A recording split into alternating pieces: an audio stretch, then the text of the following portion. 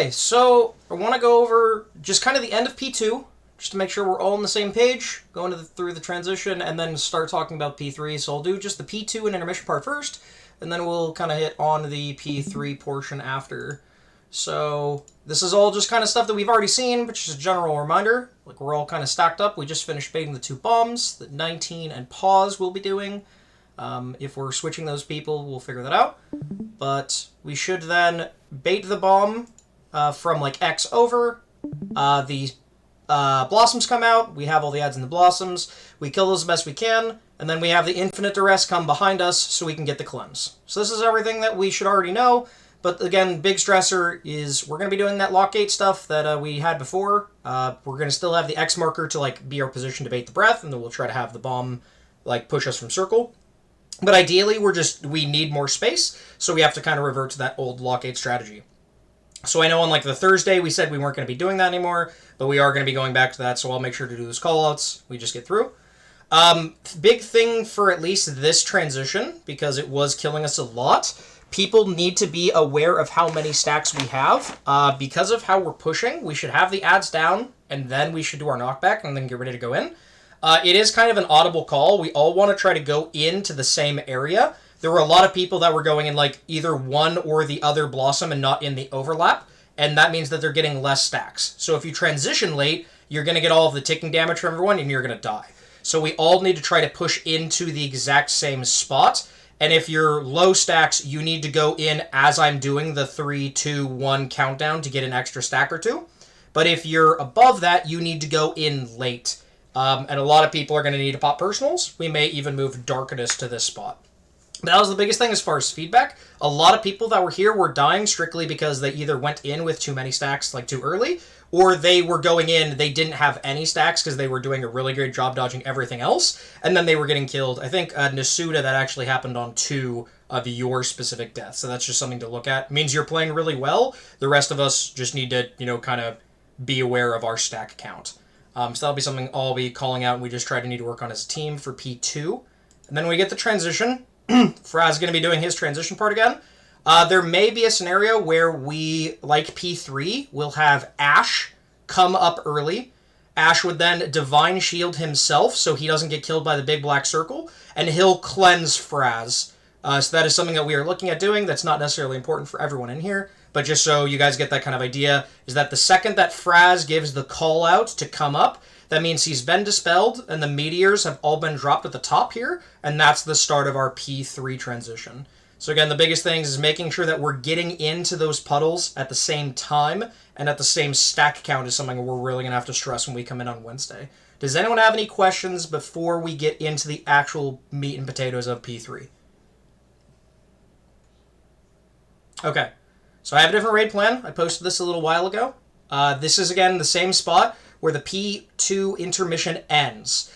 We should have all these really shitty blobs. We should have all these other blobs from the other stuff that we've been baiting earlier. Except we're going to have a blue marker now that's in the middle of the room. This is going to be our stack point for ranged. We are going to have a stack point for the bomb group.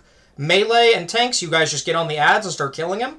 And the ads in this phase are the #1 priority. You should be targeting ads. You should be hitting off of them, killing the ads first. They will always have the rewind effect on them, so they will always be healing. So we need to nuke them and quickly, and they'll also have interrupts. So we do need to interrupt. You can CC them. If we interrupt them or CC them 5 times, they go immune. So just like P2, we have to kill those ads quickly to make sure that we are transitioning at a good time. So we all come up. The ranged are going to be stacking on blue, and all the melee, you just go onto the boss. The first section is this first dance. I know this is a lot, but I'm going to break it down. We are baiting bombs as ranged. You start on blue. You sidestep just like we did in P2. Once the second bomb goes off, you go into the melee on the right foot. Now, ranged or melee will get the black hole. It doesn't matter who gets it, because we know that it's not going to expire right away. If you get black hole and you're a ranged player, you just keep with the group and do the baits. You do not leave the stack. So no matter who it is, you stay with them. If you're a melee, you should already go over to the right foot, and you can just stay there. But if you're a ranged, you have to bait first. So we bait bomb 1, we bait bomb 2, and then we move to the right foot together.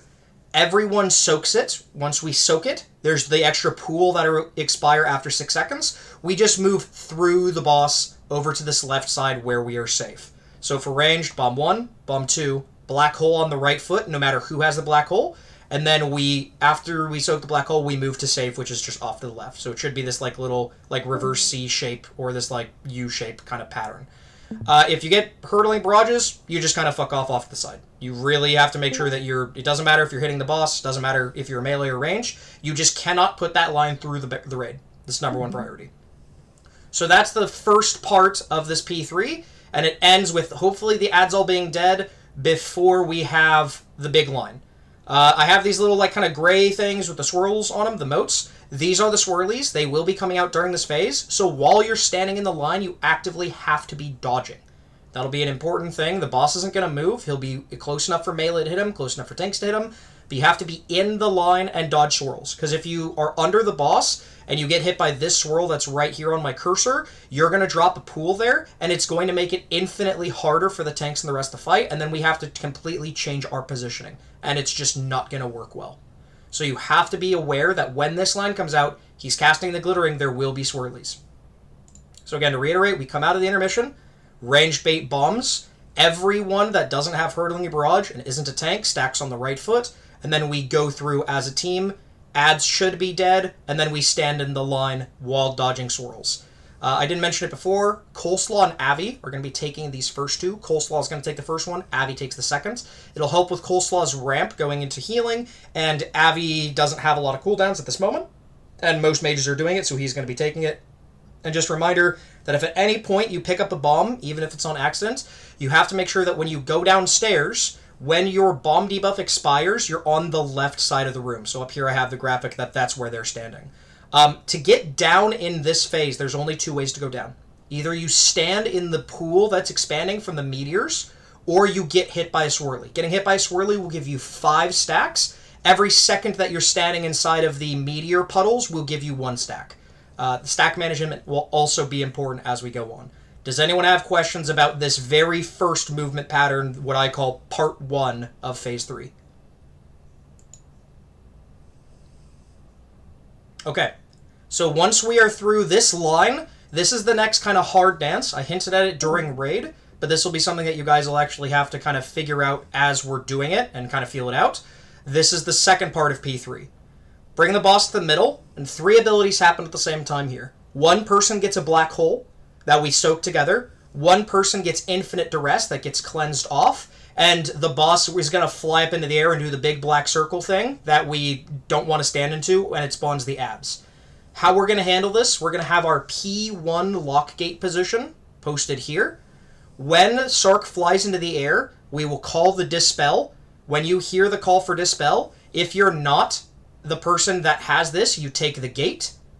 This person gets cleansed, and then after they get cleansed, they take the gate. Every single person should take the gate here, and then we are all together on the outside edge of the arena, and we soak the black hole with all 20 raid members.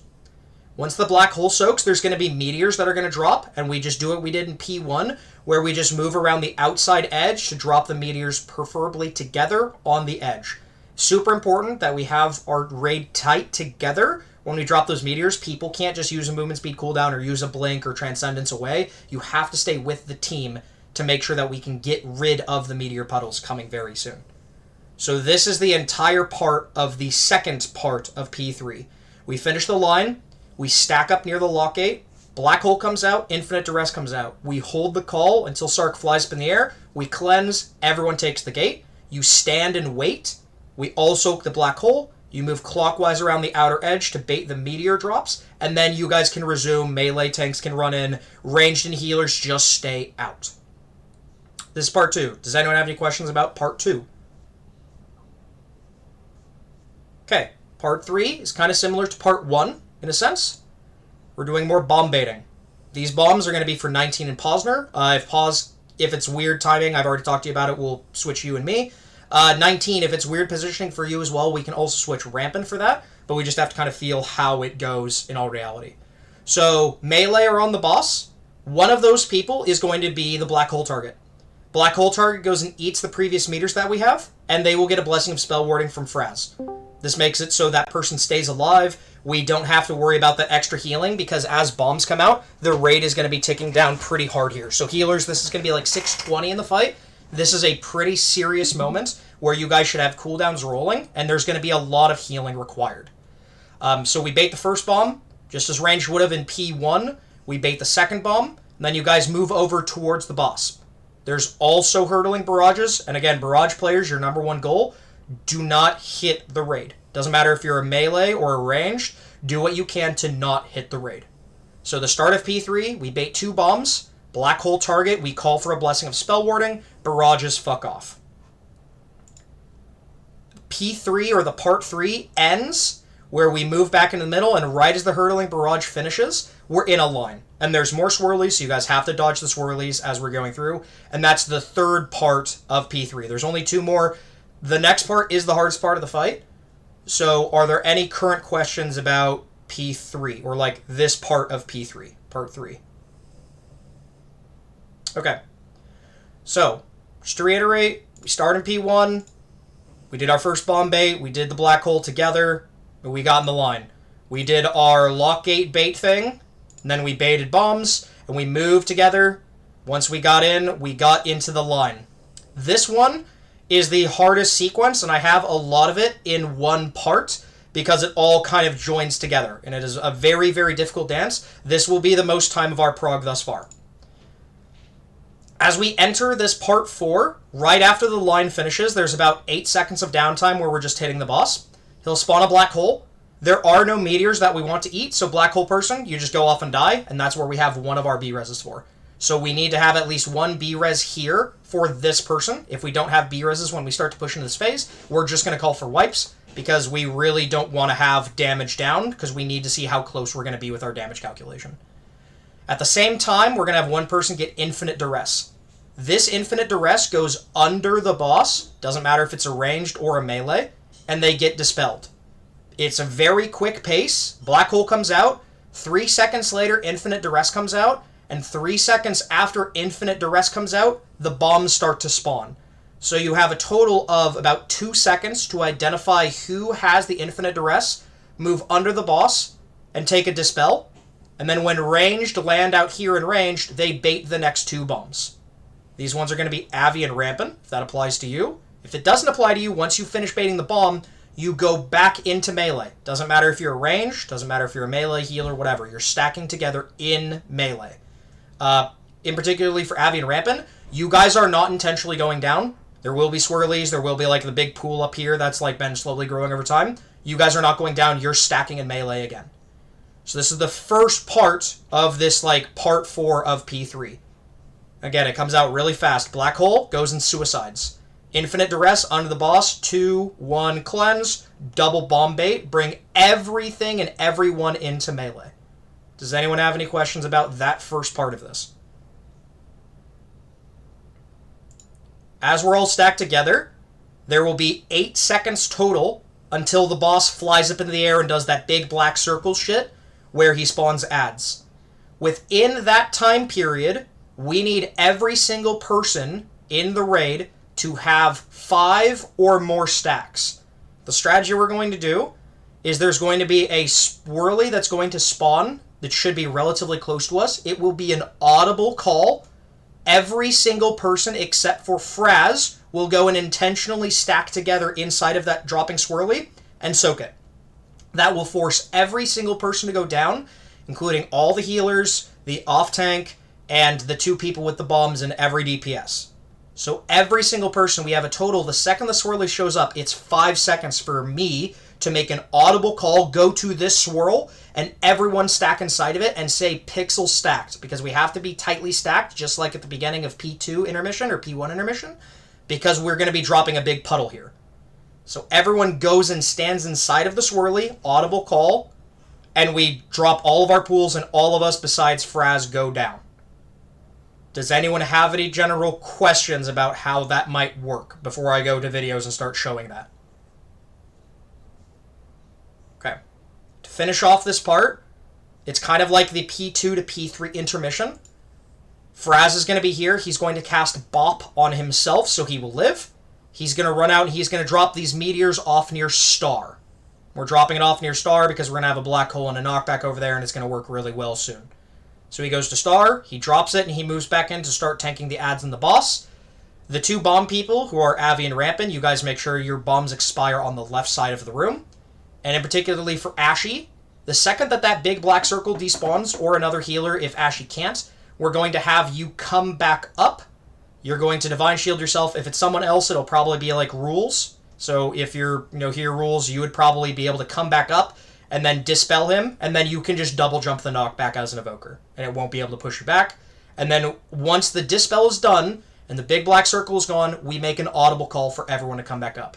And that's the fourth part of P3. And again, this right here, this dance, where we get the quick dispel, we drop bombs, we all stack up, we do an audible call to go into one of the swirlies, and then Fraz does like the intermission tech that he did in the P2 intermission.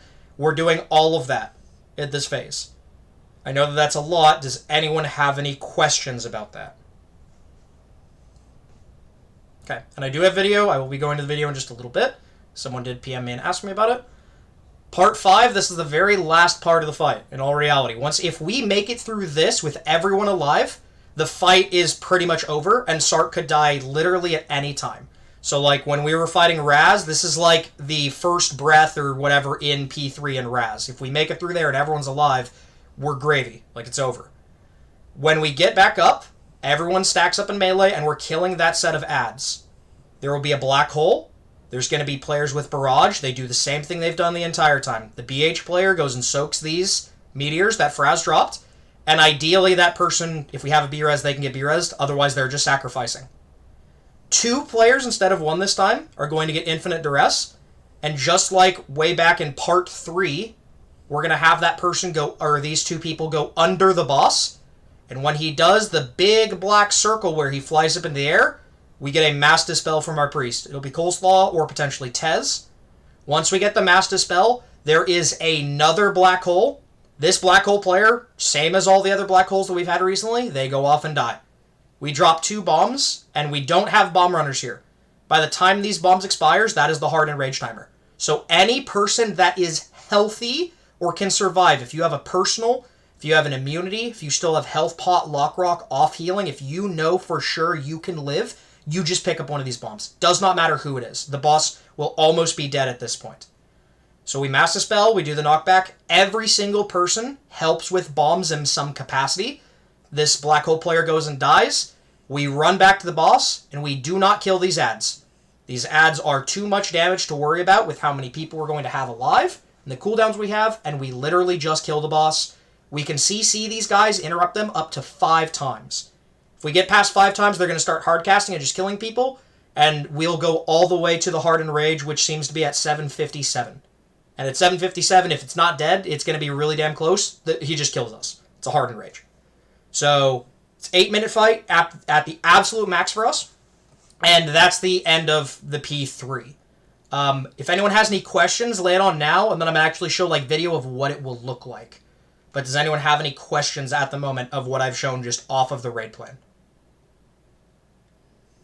Okay. I'm going to go to the liquid one. This is something that I had posted prior. Just showing their kind of end to P3. They're killing the ads. Their, blossoms are super duper tight. They finish off killing this last ad. They have their knockback move to the edge, just like what we're going to do. They get a cleanse. At the start here, I noticed, and I mentioned that our stack management was really bad. Basically, every single person here has 4 stacks. There's a couple people that have, like, Splat has 1 stack. THD has 1 stack because they went down earlier. When we go here, they're going to be running in early. I don't know if you guys were able to see it, but THD was the first person to get inside, and that's just something that he had to identify on his own and make sure that he was doing. So when we are actually going through this, if you're someone that's been doing bombs or you have a low stack count, THD has to go first. Babu 2 has to go in first. So these people that go in first, they are looking at their own frames to make sure that their stack count when they go in is going to be equal to everyone else's. So that's going to be the first thing that we're going to have to work on to make sure we can get into P3 cleanly. Once we actually go through all of this, they all drop their stacks, they're all nice and tight. No one takes a lot of damage here because they all went down within 1 second of each other. That's the really important part. We go through the intermission. The circle ends. Fraz is going to call that we come back up. Fraz calls, and then we're hitting these adds. So just as we have on our raid plan, they have a stack marker position for all of their ranged. This is the part 1 of P3. Ranged bait together. Doesn't matter who gets the black hole. We bait the first bomb. We bait the second bomb, and then we're going to run to the right foot. You see this person that's hurting the barrage, they leave. These people back here are their actual bomb carriers. Every single person goes in. They're doing a slightly different where they just ran directly into the boss. Again, we're doing right foot. And then once you get it, we would run to the left. But ideally, it would look something similar to this in some way, shape, or form. And then once the ads die and they finish that black hole, they start the lines. This is the end of our part 1 of P3 on the raid plan. So as far as our raid plan, we are now done with slide 3. And we're moving on to slide 4 if you want to, keep yourself along at home. So this is where they're going to stack up with the P1 lock gate positioning on slide 4. So they're all going to move together. They have one person that gets infinite duress. They have one person that gets black hole. They're all stacked. The second that Sarkareth creates this big black circle, they're going to cleanse. They're going to all take the lock gate. They all stack up for the black hole. When the black hole drops, they're just walking together. They bait all of the meteors in a tight little clutch. And this is the end of part 2. So on our raid plan slides, this should be at the, all of slide 4 is what we just saw. Now they're going to be starting with slide 5, and this is the part 3 of the raid plan, or part 3 of P3.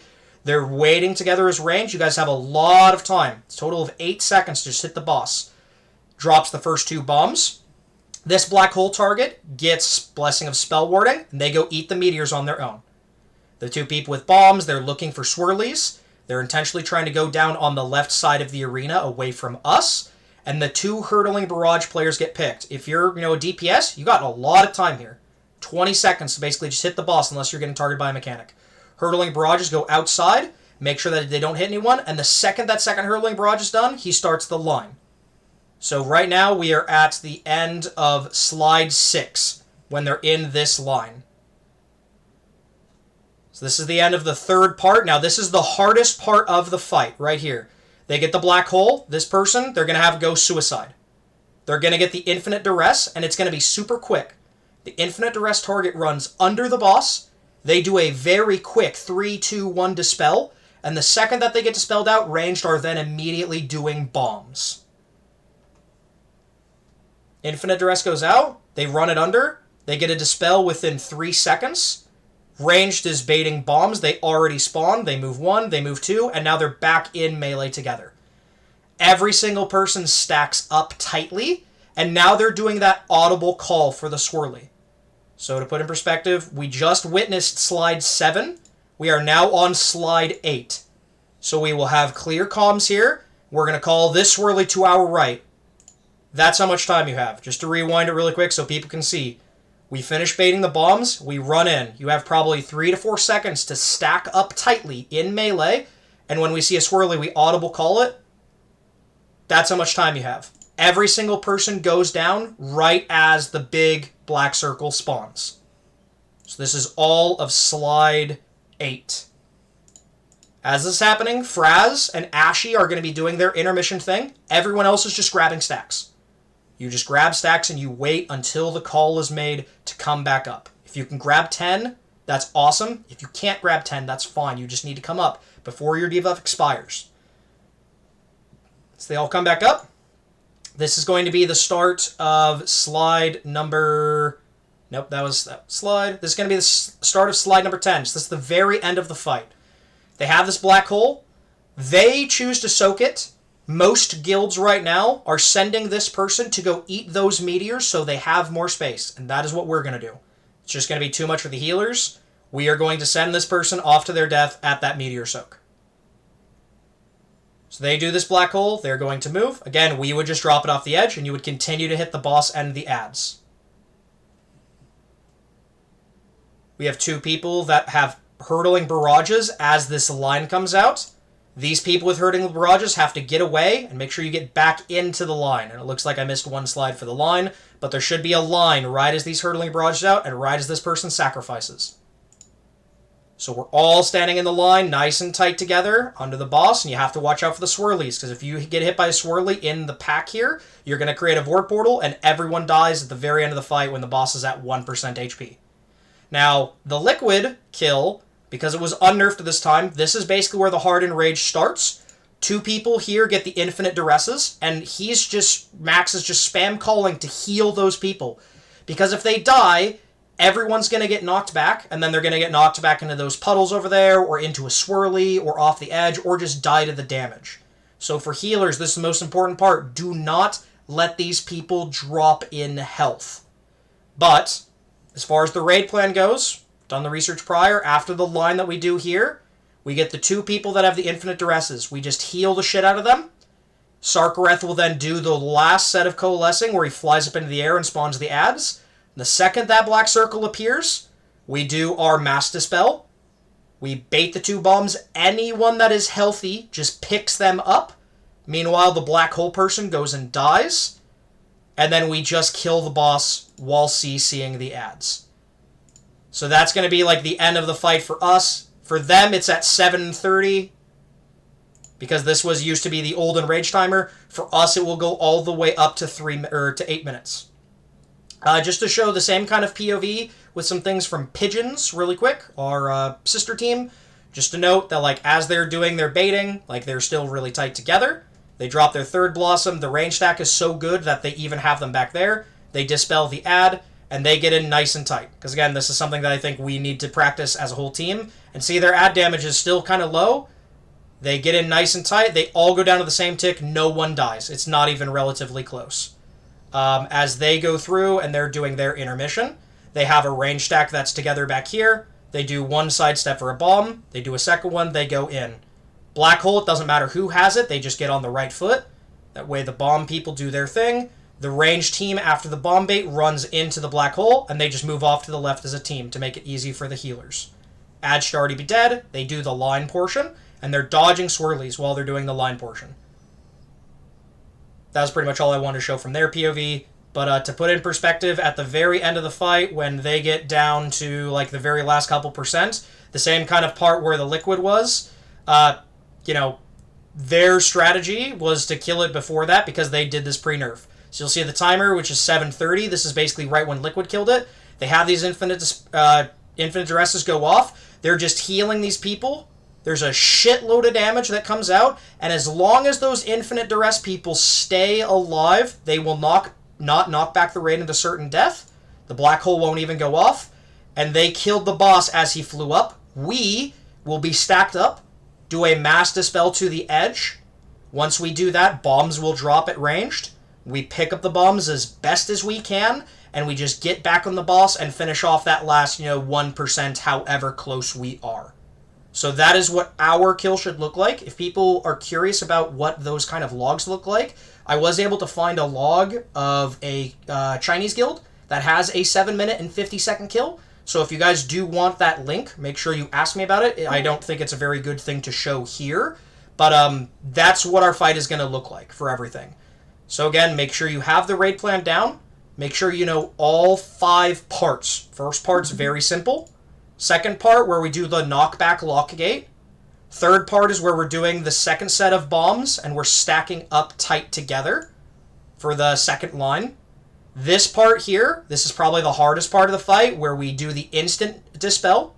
We get knockback, soak 2 bombs. We all soak in melee together. And then we call the audible for everyone to move over the 1 swirly. We move over the 1 swirly. We let Fraz and Ashy do the simulated intermission, where they drop all the meteors and they get the dispels. Once they call that it's safe to come up, we all come up. And then afterwards, we get to the part where there is the line, the hurtling barrages, and the black hole that eats this. And then after the line, we have the double dispels. And again, with how the fight has been changed, we actually can do the double dispel part. We stack those 2 people under the boss. We give a 3, 2, 1 countdown when he flies into the air. We'll do a mass dispel. Anyone that is alive and can stay alive picks up the bombs. Whoever has the black hole goes off and dies. And we kill the boss with however many people we have remaining while making sure the ads do not cast. We can get 5 stuns or interrupts on each ad. And once those are done, they are immune. and we will not be able to kill them ever, no matter how much damage we have, so that will be the end of the fight. Does anyone have any questions about anything that I've gone over thus far? I know it's a whole lot, but that is everything. I'm scared, Rice. I'm scared. Yeah, I think the biggest hurdle that we are going to have as a team is to make sure that we can do this part 4 correctly. Because, like, when the black hole player gets it and runs off, you got plenty of time. But the second that Dispel comes out, it's like you have to be 2 to 3 seconds. The second the Dispel ends, range have to be on top of it. Right away, pick up bombs.